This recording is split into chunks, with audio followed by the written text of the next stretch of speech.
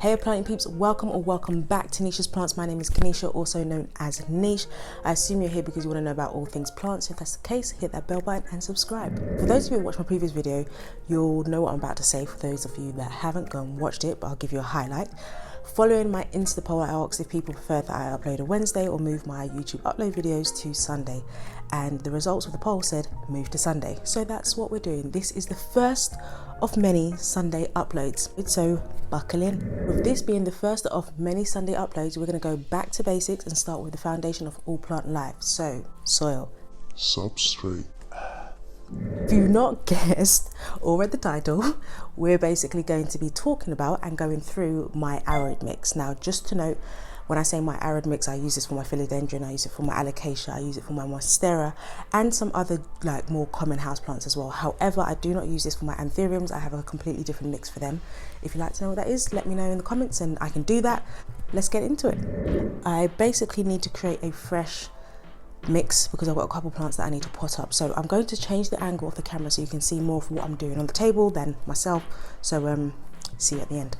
To start, the base of my substrate is cocoa coir. This is what it looks like. Basically cocoa coir, when I buy it, comes in a dry block. I've currently used this because I use two different types of products, but the other one wasn't available, so I got this one. I will links below to the ingredients via my Amazon links, so you've got that. But yeah, this is cocoa coir. Basically it holds up to 25 times its weight in water.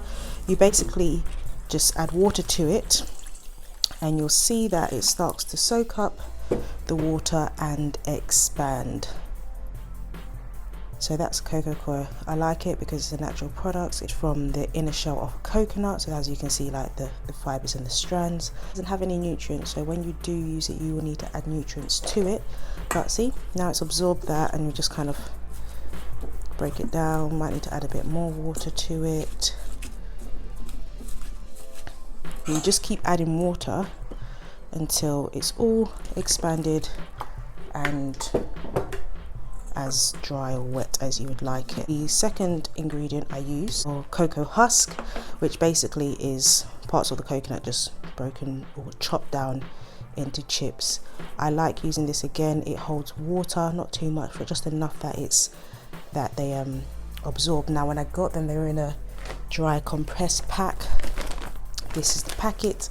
So that's cocoa husk, and I like this because it allows air to get to the roots because of the size of them. As the water flows in, it kind of creates air pockets, but it also holds water, and obviously when I water with nutrients, the water then holds the nutrients and the roots can get access to it via the coconut husk. These cables again I got off Amazon, basically just rock. That's what they look like, and they allow for pockets of air within the soil. Yes, I've got ice cream tubs, I kind of just recycled them, so excuse that, but yeah, that's them. And I like them because basically they allow for aeration. They allow pockets of air to stay within the soil, and also helps the soil not to compact. Not that cocoa coir really compacts itself, but it just allows the roots to have a bit more air basically. To do this, we're just going to have my normal container. I'm going to throw the cocoa coir into that. So you've got that all in there. So that's the cocoa coir. So you can see as a base, as a foundation, it takes up a good part of the mixture. I then add, as I said, the cocoa husk. We'll just pour that into there. Literally, we'll pour all of it in. And then we'll add the clay balls, which help with aeration. Just like that for now. Then on top of that, I add orchid bark. Now, but I use Pro Rep bark chips, of course grade, so they're quite large. I use this again to help with aeration. Also, a lot of aroids, their roots like something to kind of grip to or get a hold of. So we'll put in usually a good amount of orchid bark, and we'll just kind of mix that up.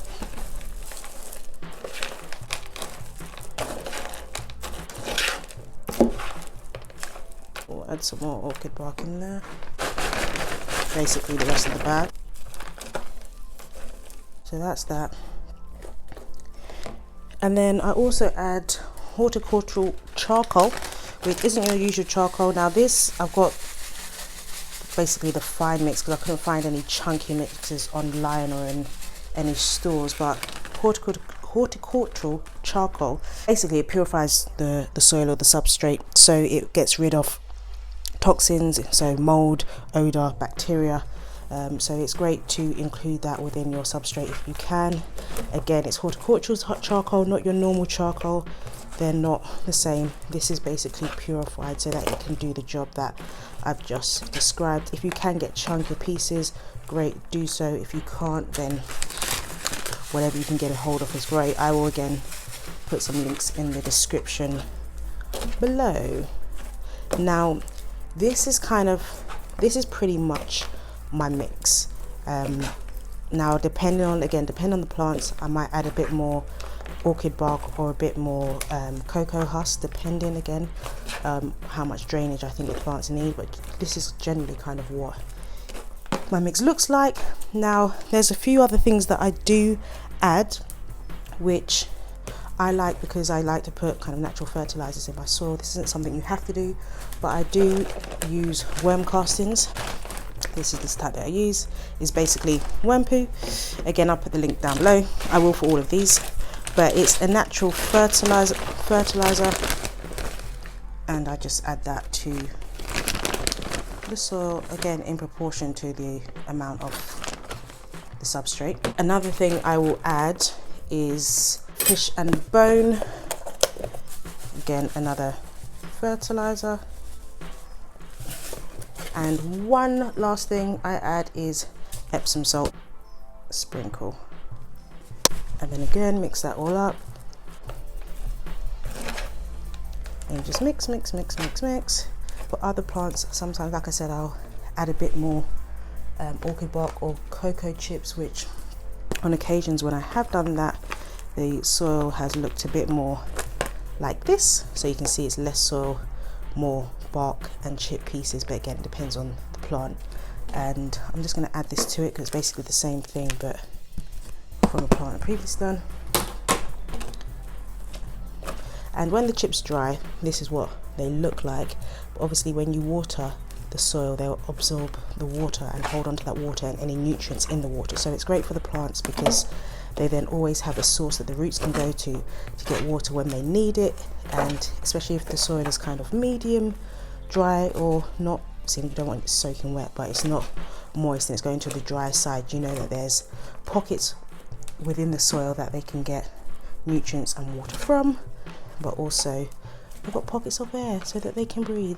But this is what my soil substrate looks like. I'm actually going to divide it up and add some more bark to it.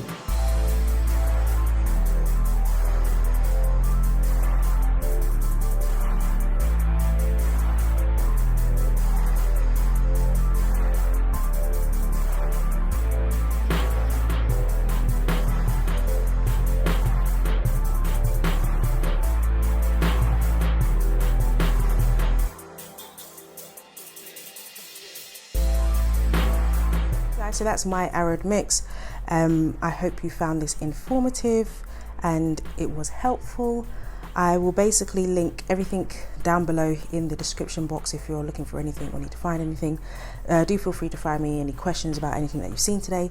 On the point of fertilizer, if you'd like me to do a separate video on the fertilizer, let me know, because some plants I use artificial fertilizer, but the majority of my plants I do use natural fertilizer, but I don't use everything in every pot, if that makes sense. So do let me know and I can do that for you. Again, thanks for tuning in. Thanks for being a part of the Planting Peats family. It's great to have you here with me, and I'll see you next Sunday. Bye.